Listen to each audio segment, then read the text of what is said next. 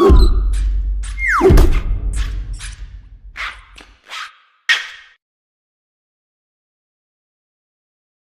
everyone, welcome to another Good e-Reader review video. My name is Michael. This is Peter. We have here the all-new Kindle Paperwhite, better known as the Kindle Paperwhite 3. Yes. This has the same screen technology as the Amazon Kindle Voyage at a fraction of the price. This is $120, whereas the new Voyage is $199. The Voyage is 12% lighter, but this has a lot of things going for it, including a very high-resolution e-ink screen with a 300 ppi and 1430 by 1080. Yeah, so it's huge. It really steps up the Kindle's game in terms of overall performance. Let's take a look at the hardware. So the Kindle hasn't changed much from the last generation, and you can see the side-by-side in our comparison video. The back Amazon engraved logo is now no longer piano underneath all the letters. It is just plastic matte.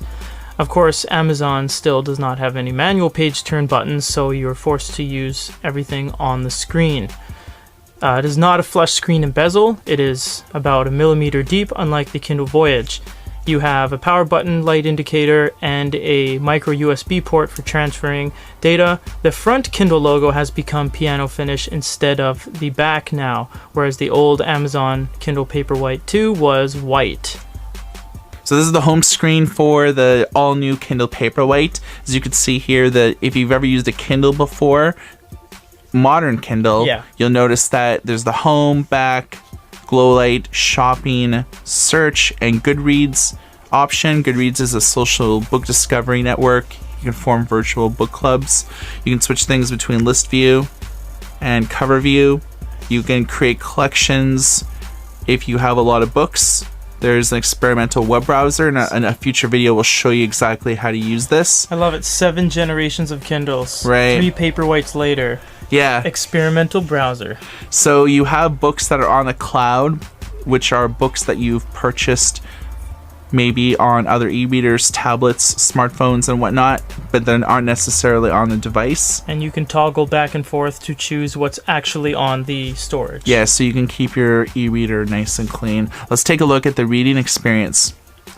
We have Sycamore Row by John Grisham. So page turns are to be expected, as expected, are very clean, refreshes every 6 to 10 pages kind of thing. We have different options here. We have text. This is probably the most go-to you're going to be going to because it is everything here. This is the size, margins, line spacing, and fonts. Back in the Paperwhite 2, Cecilia was the default font. Now we're sitting on Bookerly as the default font. Here's the differences between the two of these fonts.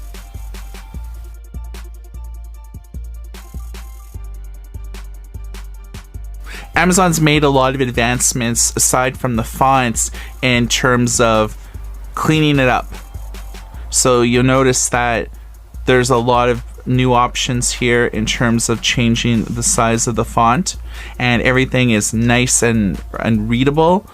The high definition screen really stands out. So if you are someone that spends a lot of time on your Kindle and has had many Kindles or other e-readers in the past, you're going to get a tremendous reading experience from here. Of course, you can do all the little things that you can do on previous Kindles, such as highlight, take notes, make annotations, look words up in the dictionary.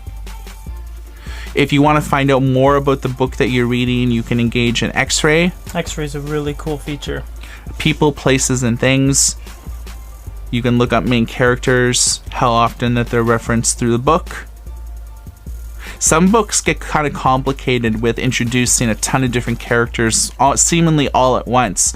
The latest William Gibson book, The Peripheral, is really guilty of that, where they introduced almost 30 characters within the first 5 chapters. So this is a good way that you can find out a little bit about the character, the biography, if they're a major or minor character. If you're juggling many books, it's essential. Of course, you can go to specific things, but you can really get a sense of where you are in the book by this 1 minute left in the chapter, and you've read 74% of the current chapter. So that's really handy.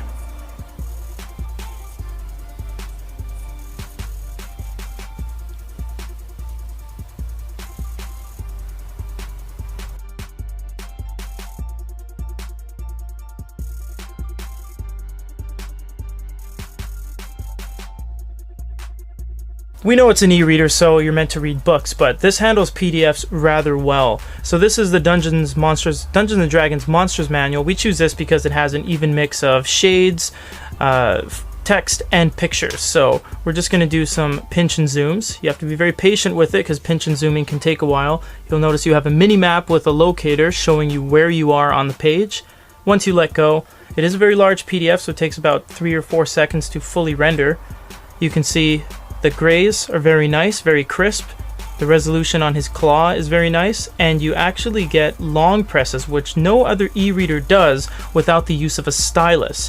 What you can do from here is all of the normal functions you can do in an e-reader, on an e-book, highlight, add note, even translation on any PDF. So that's tremendously valuable on the Amazon Kindle Paperwhite. Yeah, translations are important because you can convert one word or one phrase to another language entirely, which is very useful. So the PDF experience on the Kindle is satisfactory, but it's not great. If you're looking for a dedicated PDF reader, we recommend Sony Digital Paper or to invest in a tablet.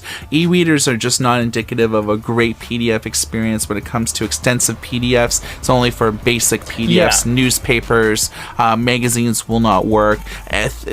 A rule of thumb is if it's very image heavy, then it's not. You're not going to get a great PDF experience. But if it's just written words, it's perfectly satisfactory. Amazon has made a lot of advancements with the Kindle Paperwhite 3, the all-new Kindle, etc., etc. They have it basically just improved the screen technology itself. Most things are exactly the same. I think that this is a really good buy if you are a person that is invested in the Amazon ecosystem, whether you've had a previous Kindle or if you use the Kindle reading app on your smartphone, on your tablet, or on your computer. I think that Amazon does very well for itself. 75% of the US ebook market it controls, 95% of the ebook market in the UK. So people really love their Kindles, and this is a winner. For goodereader.com, my name is Michael. This is Peter. Everybody take care.